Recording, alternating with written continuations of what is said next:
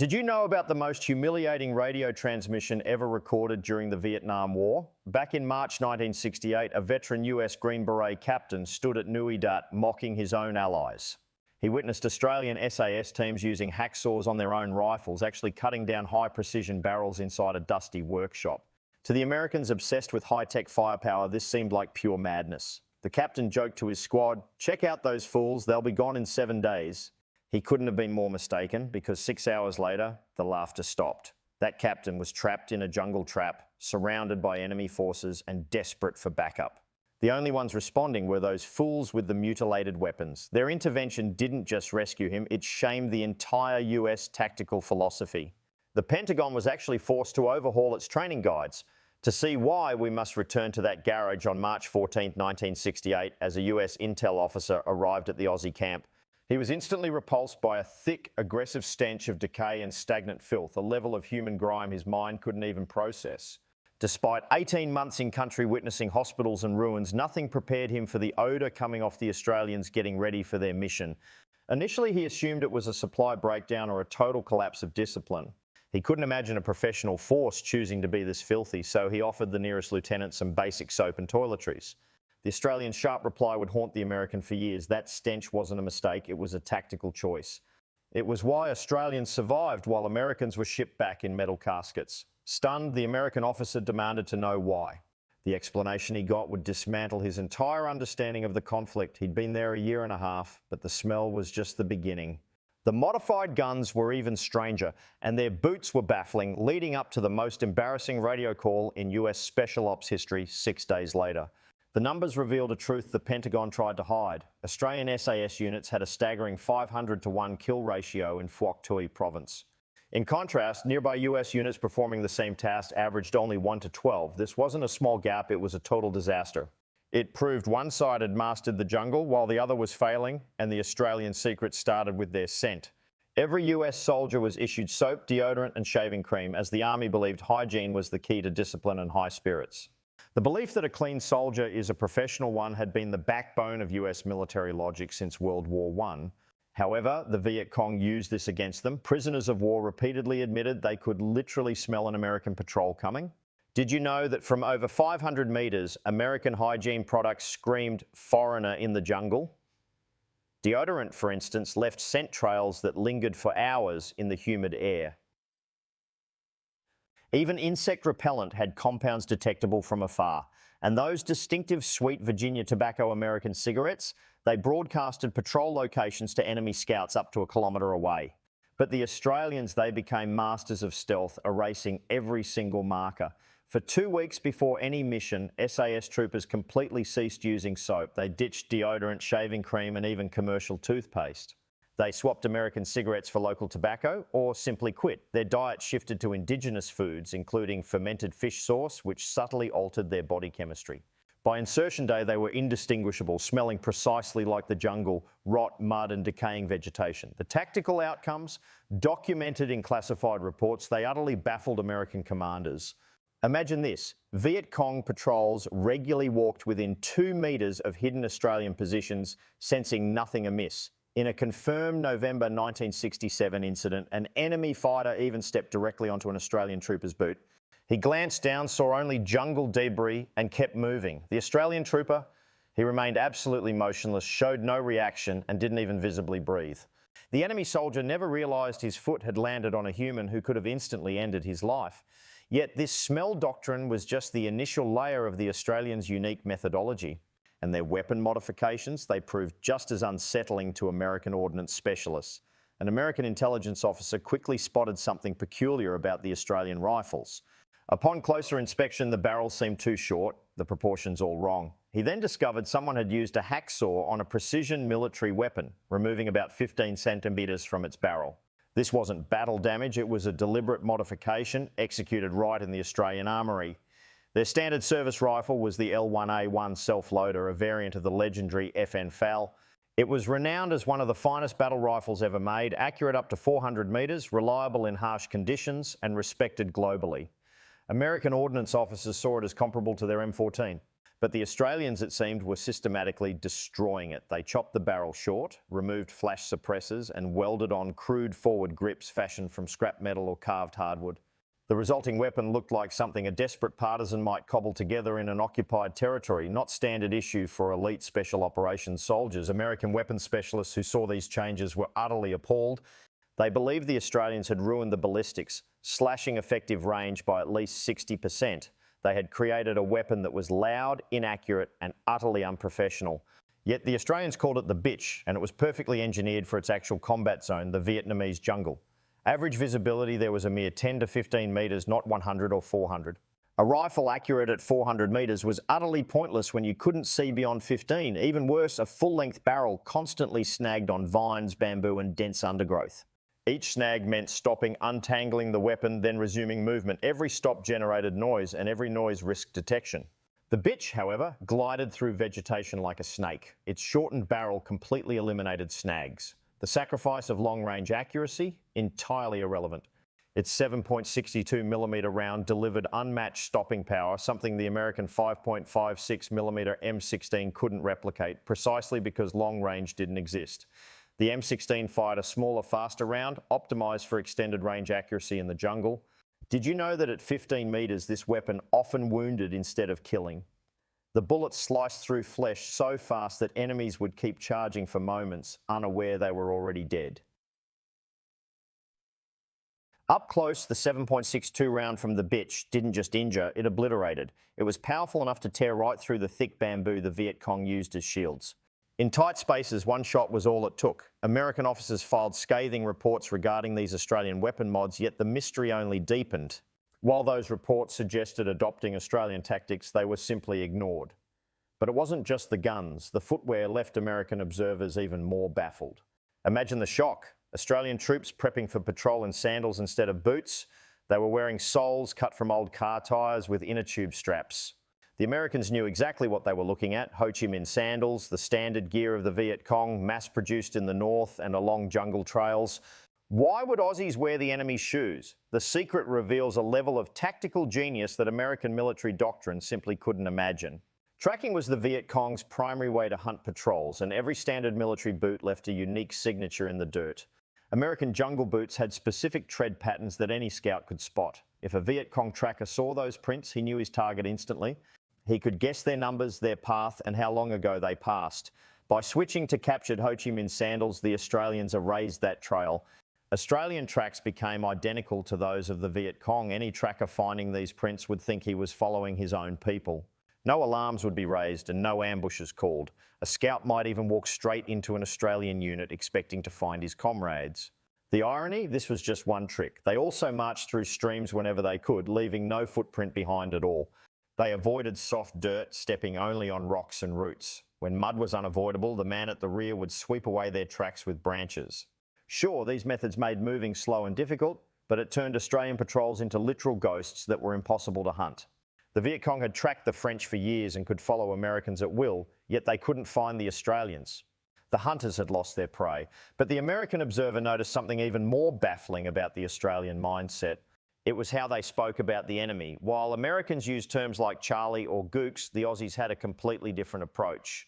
American terms ranged from military slang to racial slurs, all rooted in the idea that the enemy was a backward, inferior force. The plan was to crush them with raw firepower. Meanwhile, the Australians showed their respect, calling the enemy Mr. Charles. Did you know those formal greetings weren't jokes? Australian briefings actually treated enemy skills with hauntingly sincere respect. They didn't just dismiss enemy tactics, they obsessed over every detail. Victories weren't called lucky, they were lessons studied under a microscope. They didn't hate the enemy, they feared them as lethal masters of a jungle they had dominated for decades. This respect changed everything on the ground. While Americans trusted their tech to save them, they were walking straight into traps. Australians assumed the worst and prepared for it. Underestimating the enemy cost Americans their lives. The Phantoms knew better. Survival wasn't luck, it was an obsession. This mindset even transformed the way they extracted secrets from captured fighters. Think intimidation works. Americans use physical pressure, but it usually just led to fast, worthless lies. Prisoners say anything to end the pain. The Australians used a different weapon: psychological manipulation and building rapport. They used calculated professionalism to make talking feel like the only logical move. They never made a promise they couldn't keep. Threats were never empty, they only said what they were ready to do. Their intel came slowly, but it was deadly accurate. The mystery of their success: no soap, sawed-off guns, enemy boots, and cold respect. These secrets created results Americans couldn't touch. But here is the real shocker: their speed. It was so slow, it drove American observers to the point of absolute rage. The US moved with aggression and massive firepower, the same raw force that won Wabiwutu and held the line in Korea.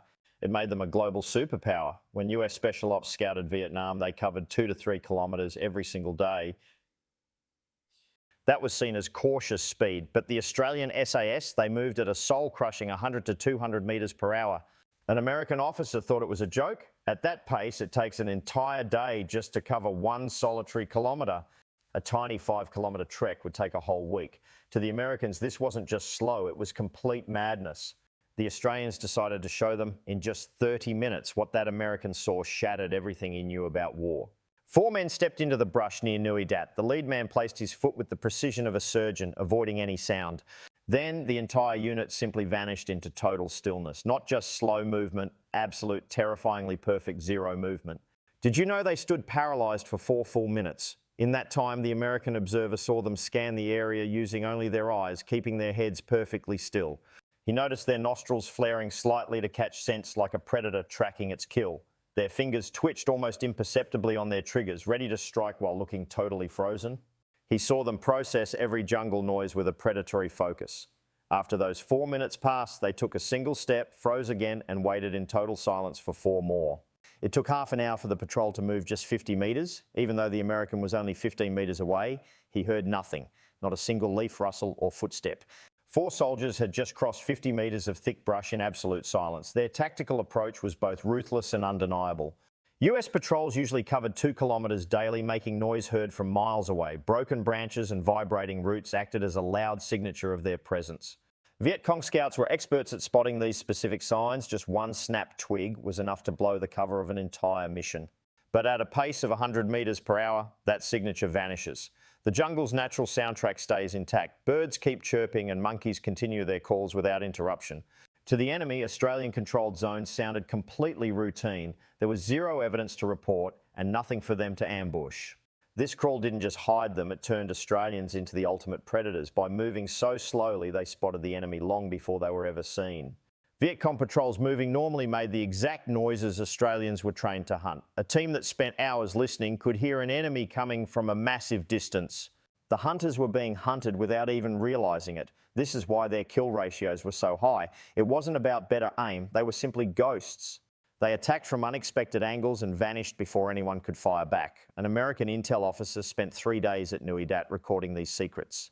He questioned the personnel, read through mission logs and checked out their custom gear. He even watched drills where soldiers practiced staying still for hours on end. He witnessed stalking games where instructors tried to find them from just feet away. The winner was always the one who spotted their rival first. He wrote a plan for US troops to immediately copy these Australian tactics.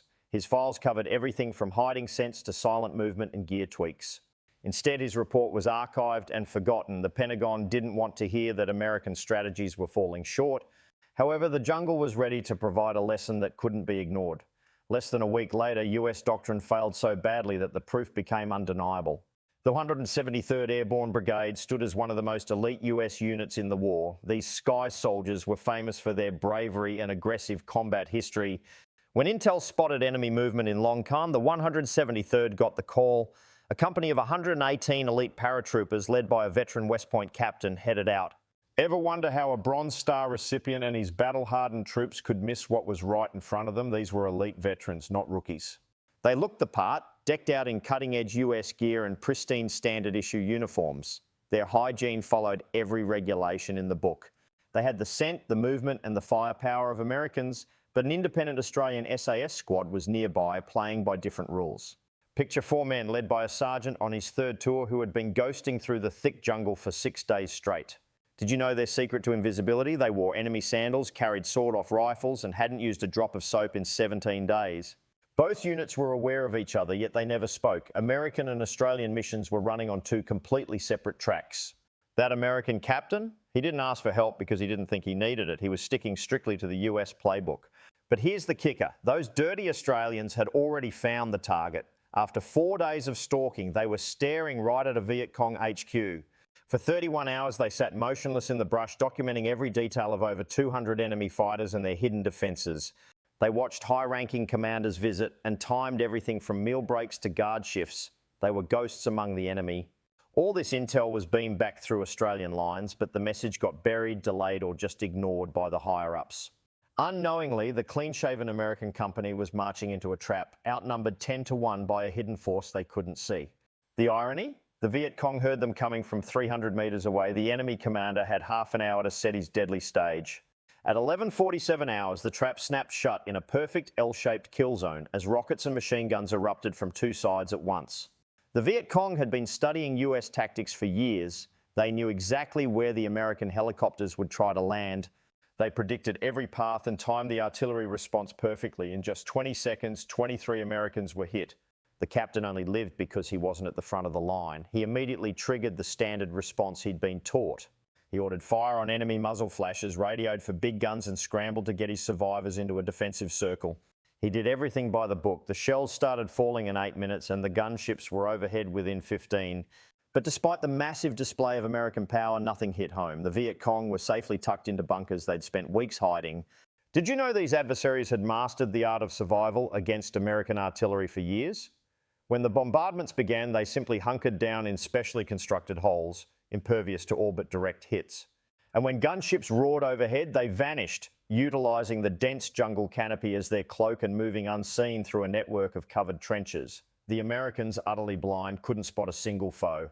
Imagine the frustration. American soldiers firing wildly at fleeting muzzle flashes and vague suspected positions, wasting precious ammunition on targets they couldn't confirm, yet their unseen enemy observed every move with chilling clarity. Minute by agonising minute, another American soldier dropped, struck by pinpoint fire from an unseen source. By noon, the American company was decimated with over 40 casualties and dwindling ammunition supplies. The artillery had ripped apart hundreds of square metres of jungle, yet failed to strike even one verified enemy location. The gunships, meanwhile, had unleashed the majority of their firepower against mere shadows. The captain faced a horrifying realisation. His company was being systematically annihilated by an enemy immune to his overwhelming firepower. His artillery was tearing up vacant jungle and his gunships were strafing ghosts. His ground troops were suffering losses they were powerless to stop or retaliate against. At PM, the American captain was forced to make the most mortifying radio transmission of his entire military service. He desperately called for aid from the Australian SAS patrol, the very unit he had refused to collaborate with just 6 days prior. The irony was palpable. The Australian sergeant commanding the patrol intercepted the message and instantly grasped its dire implications. Allied troops were being wiped out less than 2 kilometres from their position. He could distinctly hear the intense firefight and track the escalating frantic radio communications. He could precisely estimate the American company's remaining survival time given the current rate of losses. Conventional Australian military doctrine strictly advised against direct decisive engagements. Plunging into an ongoing firefight went against every core tenet of their operational strategy. By any standard military assessment, 4 men confronting a reinforced battalion was a suicidal mission, yet soldiers were being massacred as he listened helplessly to their desperate radio calls. In less than a minute, the sergeant reached his conclusion. His patrol would intervene, but they would execute the mission according to their unique Australian methods. When the American captain discovered that Australian reinforcements were advancing at a mere 100 metres per hour, his reaction was explosive. His soldiers were dying by the minute, with assistance less than 2 kilometres distant. Yet that aid seemed to be meandering through the jungle at a speed that suggested arrival sometime in the following week. He furiously demanded the Australians accelerate their pace, but the sergeant flatly refused. He clarified that any quicker movement would inevitably lead to their discovery. Discovered reinforcements would merely increase the casualty count for both sides without altering the battle's conclusion. The captain had no choice but to hold his ground with his current forces until the Australians achieved their strategic position. The subsequent 93 minutes stretched into an eternity for the American captain. What remained hidden from his view was the true nature of the Australians' actions. Did you know the patrol wasn't heading towards the American lines at all? Instead, they were stealthily infiltrating the enemy's position, using the deafening sounds of the ongoing firefight as perfect acoustic camouflage.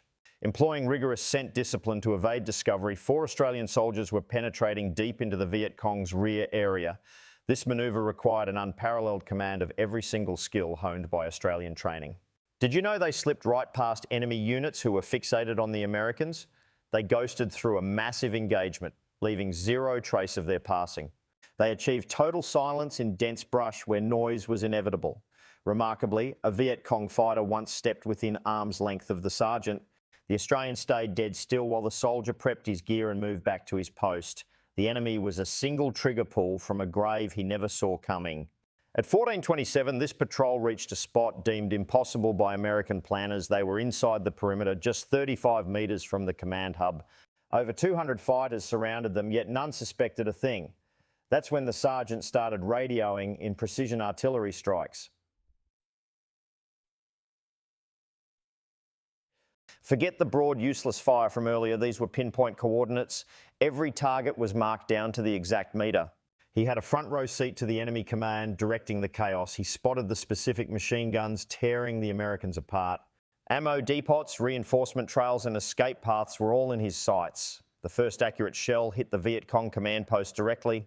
In one explosive moment, the battalion commander and his entire staff vanished. The enemy's leadership was decapitated instantly. The next strike took out a heavy machine gun that caused nearly half of the American losses. That weapon was silenced for good.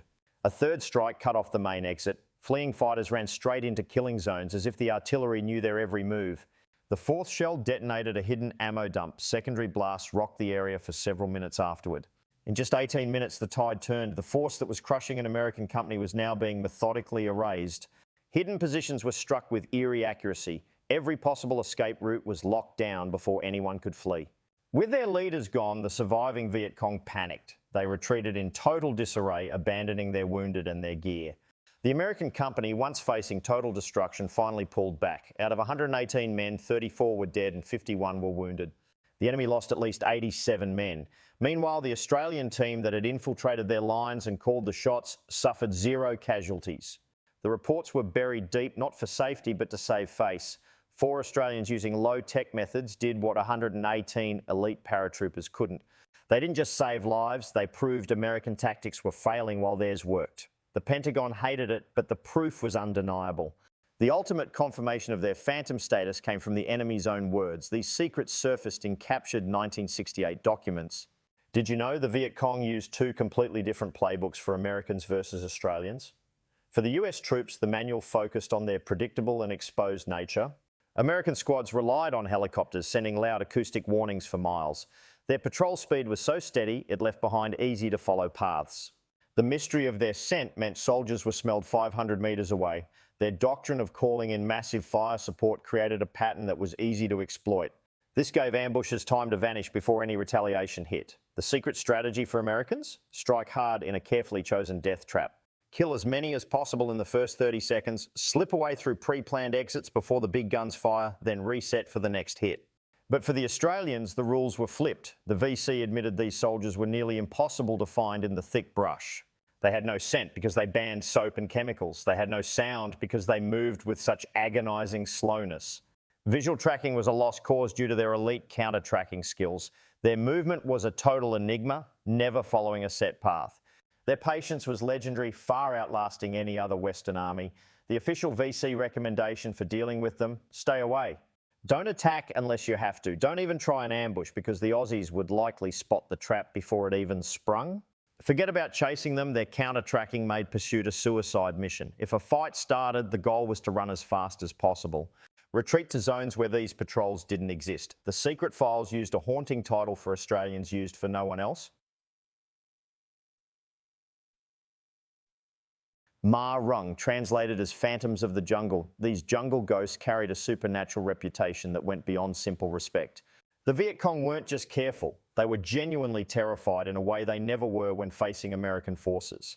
This fear changed the map. In the Australian-controlled Phuoc Tuy province, enemy activity was drastically lower than in American sectors. Units that were aggressive against Americans refused to cross into Aussie territory. When they did, their entire demeanour shifted instantly. They turned defensive and timid rather than bold. US commanders saw the difference and demanded to know why things were so quiet. They wondered if Australians were in less vital areas or just avoiding fights to lower casualties. Some even suspected faked reports. But the captured intel killed those theories. The enemy was explicitly ordered to avoid Australians because they were far more lethal. The Viet Cong picked their battles fighting where they had the upper hand. Against the US, they felt dominant, but against the Phantoms, they were lost. Did you know the secret to their unparalleled success wasn't just superior tactics, it was an ancient wisdom, a profound understanding rooted in knowledge that predated European arrival in Australia by millennia? The Australian SAS, through generations of collaboration, had seamlessly woven Aboriginal tracking methods into their core operational doctrine. No other Western military had ever dared to try.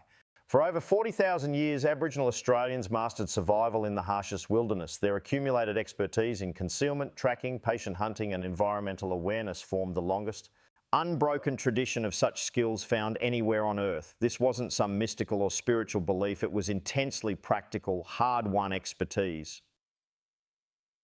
Honed by 400 centuries of brutal evolutionary pressure, only techniques that truly worked endured because only their practitioners survived to pass them on.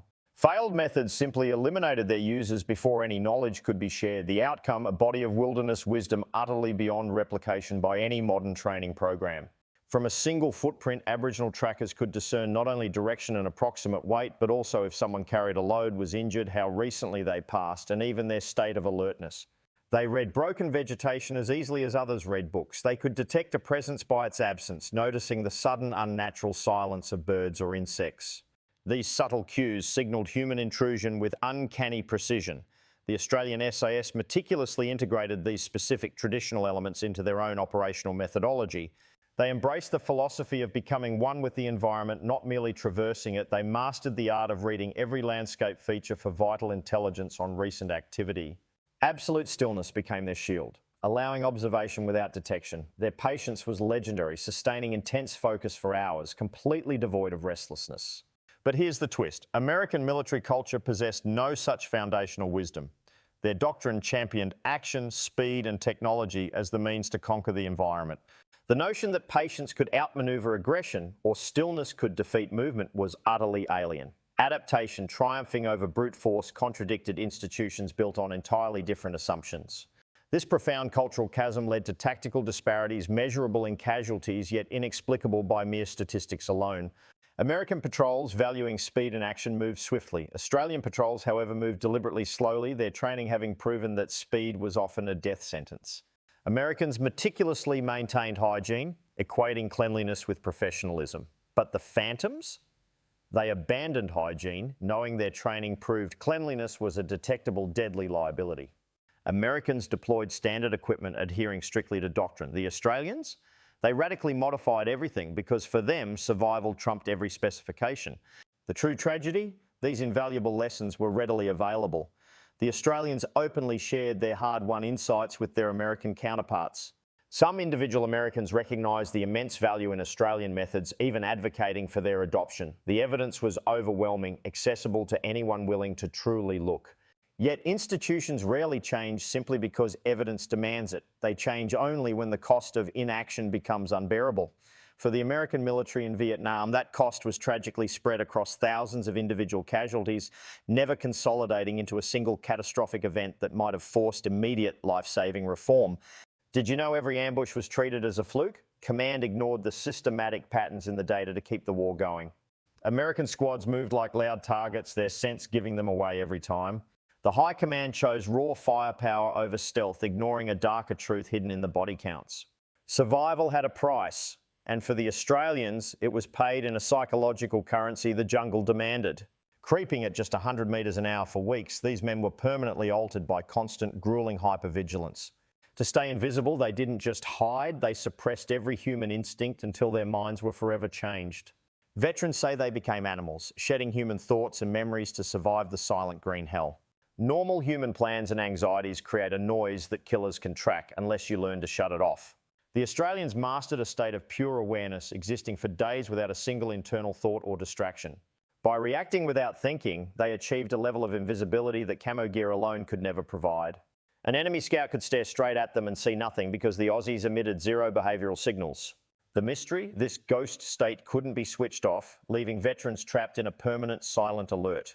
Normal life became unbearable noise. Decades later, they still couldn't escape the hypervigilance of the bush. Trained to suppress all emotion, relationships crumbled. To the Viet Cong, they were Rung, the ghosts of the trees. But ghosts belong to no world, and these men returned home suspended between the civilian life and the jungle. The efficiency of the phantoms came with a hidden cost. Many never truly made it back from the foliage. The methods were undeniably lethal and kept them alive, but surviving isn't the same as coming back whole. Returning in one piece didn't mean returning as the same man. The moral toll was a different mystery entirely.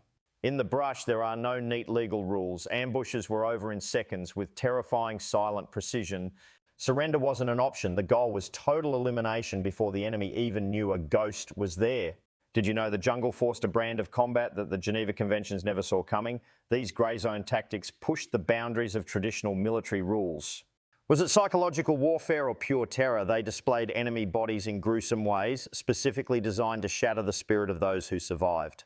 Forget legal formalities. Interrogations were all about fast, actionable intel. It worked, and it's the reason many Australian soldiers made it home alive. The Viet Cong became terrified of Australian contact, yet these same brutal tactics looked horrific in peacetime reports and rarely passed civilian muster. Decades later, some veterans still carry these heavy memories. It's not that they felt their tactical choices were wrong or militarily unsound. The mystery lies in the clash of values. They did things that defied their upbringing because the jungle has its own cold morality: survive or die. Civilization's ethics simply didn't apply in the brush. This is the dark reality that most heroic war stories conveniently choose to leave out. The Maroon were masters of unconventional war, but their terrifying effectiveness came with a psychological price tag that far outweighed physical wounds. Becoming what the jungle demanded changed them forever, a debt paid over a lifetime that never erased their incredible tactical bravery. These missions tested the absolute limits of human endurance, adding a layer of mystery and grit to a story that's often oversimplified as just a victory. Did you know modern military tactics are still shaped by these pioneers, even if they don't get the credit? When the US revamped its special ops in the 80s, the blueprint was already there. They finally adopted the Australian way, prioritising tiny units, the soldier's own instincts, and choosing total silence over massive firepower. They realised that blending into the environment beats technology every time. One legendary American officer even hailed these Australian methods as revolutionary. He saw them using these secrets in 1969, yet the US didn't listen for decades, leading to countless avoidable losses in the field. The elite American special ops of today owe everything to those Australian trailblazers who showed exactly what was possible in the thick of Vietnam. Delta Force operates on lessons that were already proven in 1967. The evidence was right there, but high-ranking officials were too stubborn to learn. The American captain who called for help in Long Khan survived, but he spent the rest of the war haunted by one question: what did the Australians know? He was desperate to know why his training failed. The shocking truth? His men walked into that ambush smelling like a department store perfume counter. His heavy patrol speed had tipped off every enemy scout for miles. Every single tactical rule he followed was a death sentence in that environment. The irony? The phantoms who saved him were mocked as idiots and cowards by Americans, their genius hidden away in classified files for years. Did you know he quit the military in 1970? Institutions chose cosy failure over harsh truths, keeping his Long Khan secrets buried for decades, yet he never forgot those lost. American tactics trapped men where Australian logic never would have, and he still hears the desperate radio pleas from troops he had previously ignored. Imagine watching your unit die for 93 minutes while rescue moved at a snail's pace. Then 4 men smelling of rot emerged, having ghosted through an entire enemy battalion. Suddenly, useless artillery began hitting targets with lethal accuracy. That was the mystery. In that moment, he realised his entire understanding of combat was a total lie. The Viet Cong feared these jungle ghosts, while the Pentagon mocked their ways as primitive. But to the survivors of Long Khan, they were known as something far different. They were the only reason anyone survived. With a kill ratio of 500 to 1, this wasn't just a stroke of luck or a geographic fluke. It's the mystery of the phantoms who ditched soap to smell like the wild. They stopped acting like loud Westerners and started moving like silent shadows. They abandoned traditional warfare to fight like spirits. The Pentagon saw these terrifying statistics and immediately stamped them as top secret. The North Vietnamese knew the body count and trembled, while the survivors knew they owed their very breath to these invisible men. A 1 to 500 ratio proves that patience beats raw firepower. It's the math of evolving with the terrain instead of trying to force the environment to suit you. Half a century later, the mystery remains. Why do we repeat the same mistakes? Tech-heavy pride continues to crash against the harsh reality of the wilderness. Costly gadgets fail where simple sawed-off shotguns win. Australia cracked the code in '66, but it took the US decades to even notice the solution. Some say the lesson still hasn't sunk in. The Rung or jungle ghosts were called idiots until they proved they were the ultimate masters of war. The very idiots who were mocked ended up saving their critics. That is the haunting legacy they left for anyone brave enough to actually learn it. Will those in power ever truly listen? The Aussies proved the answer over 50 years ago, deep within the thick brush of Phuoc Tui province. While the truth remains clear, the massive institutions that ignored these ghosts are still trying to figure out their next move.